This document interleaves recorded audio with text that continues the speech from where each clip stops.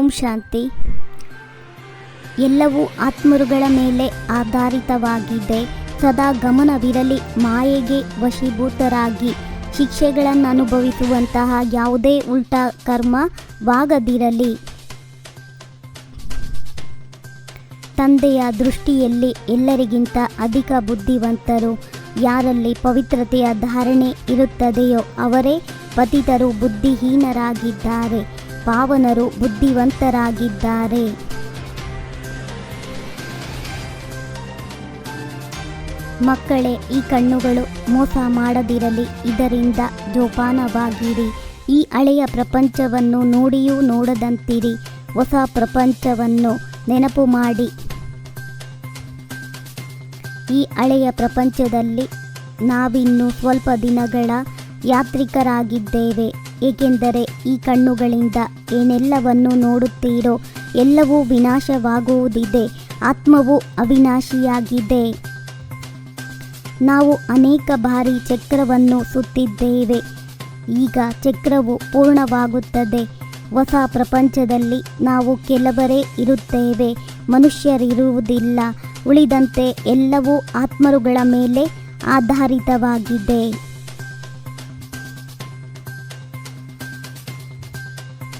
ಇದು ಹಳೆಯ ಮತ್ತು ಹೊಸ ಪ್ರಪಂಚದ ಸಂಗಮಯುಗವಾಗಿದೆ. ಈ ಸಂಗಮದಲ್ಲಿಯೇ ತಂದೆಯ ಪಾತ್ರವು ನಡೆಯುತ್ತದೆ. ತಂದೆಯು ರಚಯಿತ ನಿರ್ದೇಶಕನಾಗಿದ್ದಾರೆ. ಅವರ ಪಾತ್ರವು ಇರುವುದಲ್ಲವೇ? ತಂದೆಯು ಅಂತರ್ಯಾಮಿ ಎಂದು ತಿಳಿದುಕೊಳ್ಳಬೇಡಿ. ತಂದೆಗೆ ಎಲ್ಲರ ಚಟುವಟಿಕೆಗಳು ತಿಳಿದಿವೆ. ಸಮಾಚಾರವಂತೂ ತಂದೆಯ ಬಳಿ ಬರುತ್ತದೆ ಎಲ್ಲವೇ.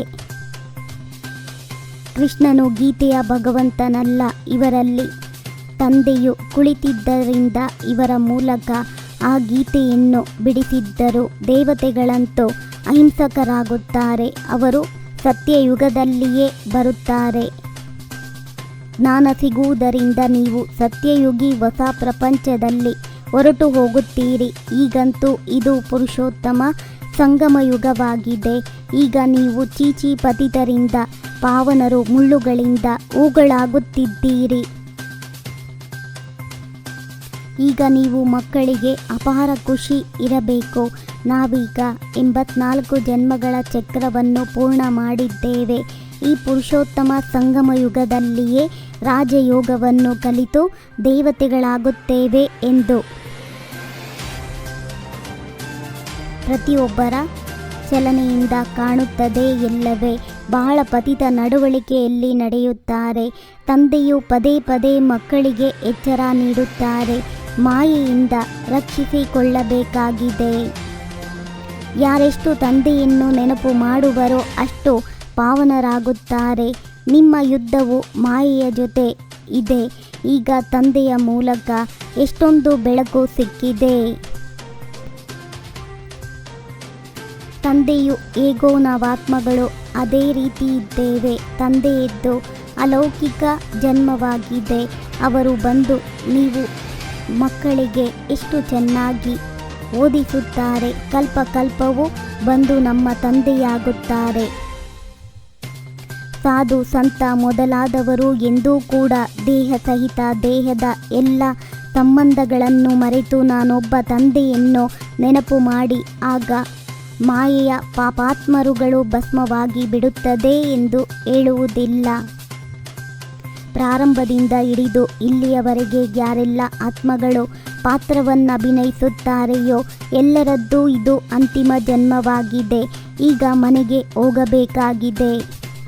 ಈಗ ನೀವು ಮಧುರಾತಿ ಮಧುರ ಮಕ್ಕಳಿಗೆ ಅಪಾರ ಖುಷಿ ಇರಬೇಕು. ಸ್ವಪ್ನದಲ್ಲಿ ಎಲ್ಲರೂ ಹೋಗಲು ಸಾಧ್ಯವಿಲ್ಲ. ತಂದೆಯಂತೂ ಪ್ರತಿನಿತ್ಯವೂ ಶ್ರೀಮತವನ್ನು ಕೊಡುತ್ತಾರೆ. ಕೆಲವರದ್ದನ್ನು ಪ್ರತ್ಯಕ್ಷದಲ್ಲಿಯೂ ತರುತ್ತಾರೆ. ಎಲ್ಲರೂ ರಾಜರಾಣಿಯಾಗುವುದಿಲ್ಲ. ರಾಜಧಾನಿಯು ಸ್ಥಾಪನೆಯಾಗುತ್ತಿದೆ. ರಾಜಧಾನಿಯಲ್ಲಿ ಎಲ್ಲರೂ ಬೇಕು. ಮಕ್ಕಳೇ, ಧೈರ್ಯವನ್ನು ಬಿಡಬೇಡಿ. ನೀವು ಮುಂದೆ ಹೋಗಬಲ್ಲಿರಿ. ತಂದೆಯ ಜೊತೆ ಸದಾ ಸತ್ಯವಾಗಿರಬೇಕು. ಈಗ ಯಾವುದೇ ತಪ್ಪಾದರೆ ತಂದೆಯಿಂದ ಮುಚ್ಚಿಡಬಾರದು. ಕಣ್ಣುಗಳೆಂದು ಕುದೃಷ್ಟಿಯಾಗದಂತೆ ಸಂಭಾಲನೆ ಮಾಡಬೇಕಾಗಿದೆ. ಸದಾ ಶುದ್ಧ ನಶೆ ಇರಲಿ. ಈಗ ನಮಗೆ ತಂದೆಯ ಕೈ ಸಿಕ್ಕಿದೆ. ಇದರ ಆಧಾರದಿಂದ ನಾವು ವಿಷಯ ವೈತರಣಿ ನದಿಯಿಂದ ಪಾರಾಗಿ ಬಿಡುತ್ತೇವೆ ಎಂದು ಶಕ್ತಿಶಾಲಿ ಬ್ರೇಕ್ ಮೂಲಕ ಸೆಕೆಂಡ್ನಲ್ಲಿ ನಕಾರಾತ್ಮಕವನ್ನು ಸಕಾರಾತ್ಮಕದಲ್ಲಿ ಪರಿವರ್ತನೆ ಮಾಡುವಂತಹ ಸ್ವಪರಿವರ್ತಕ ಭವ. ಸ್ವಯಂ ಪ್ರತಿ ಮತ್ತು ಆತ್ಮರ ಪ್ರತಿ ಶ್ರೇಷ್ಠ ಪರಿವರ್ತನೆಯ ಶಕ್ತಿಯನ್ನು ಕಾರ್ಯದಲ್ಲಿ ತರುವಂಥವರೇ ಸತ್ಯ ಯೋಗಿಯಾಗಿದ್ದಾರೆ. ಓಂ ಶಾಂತಿ. 21 ಜನ್ಮಗಳಿಗೆ 21 ಪರಮಾತ್ಮನ ಮಹಾವಾಕ್ಯವನ್ನು ಆಲಿಸಿ. ಲೈಕ್ ಮಾಡಿ, ಶೇರ್ ಮಾಡಿ. ಓಂ ಶಾಂತಿ.